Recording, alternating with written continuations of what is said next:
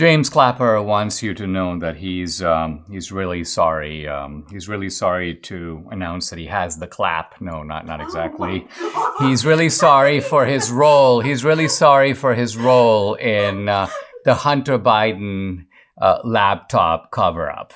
Remember, Clapper was one of the officials who said it was Russian disinformation. This all, by the way, goes back to an October 19, 2020. Think of it, right before the election, article in Politico, Natasha Bertrand. Hunter Biden's story is Russian disinfo, dozens of former intel officials say. And this was a who's who of the establishment. But now a couple of the key figures are backpedaling, notably Clapper, but not just Clapper. There are a couple of others. There's also another fellow who was in that list, Thomas Fingar, former deputy director of national intelligence. And what they're now saying, which is fascinating, is that Politico's to blame. The media's to blame. The media misconstrued what these intelligence officials told them.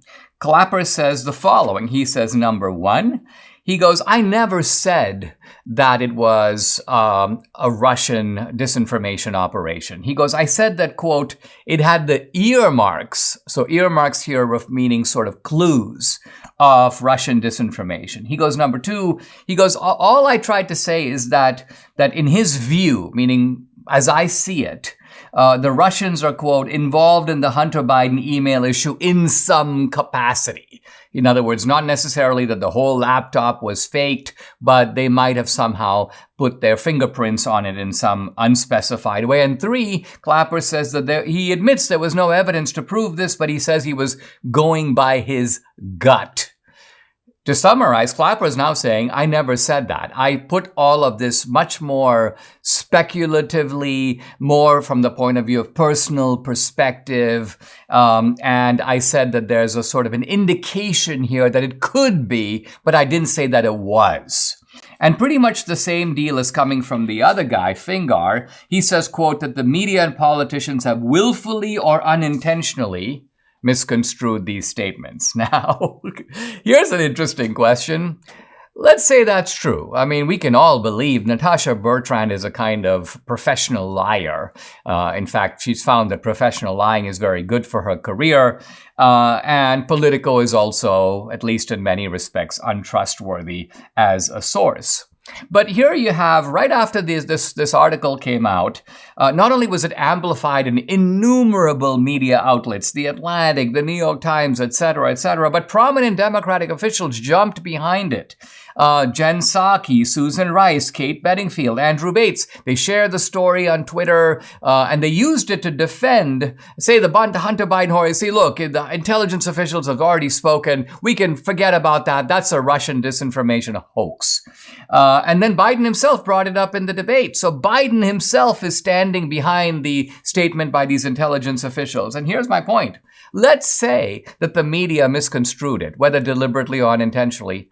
Why didn't these 51 officials speak out then?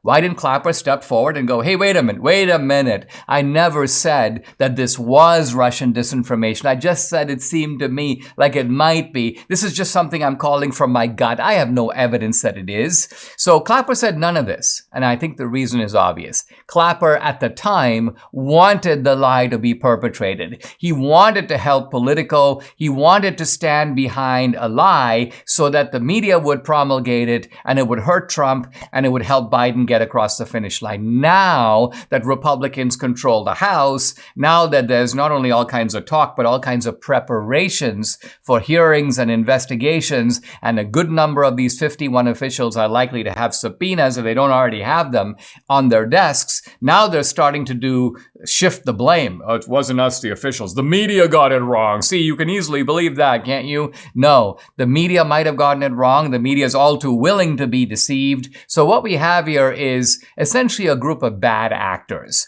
The 51 crooks, former intelligence officials who knew they were lying, or if their statements were misconstrued, were perfectly okay at the second stage to let the misconstrual, to let the lies stand, which makes them accessories to it after the fact. If I say something happened and the cops run with it, and then I go, no, the cops were misunderstanding me, but then I don't stop them. I don't say to the police, hey, listen, don't go arrest that guy. He didn't do it. You're misunderstanding what I told you. If I stay quiet, then I'm obviously complicit in the duplicity in the first place.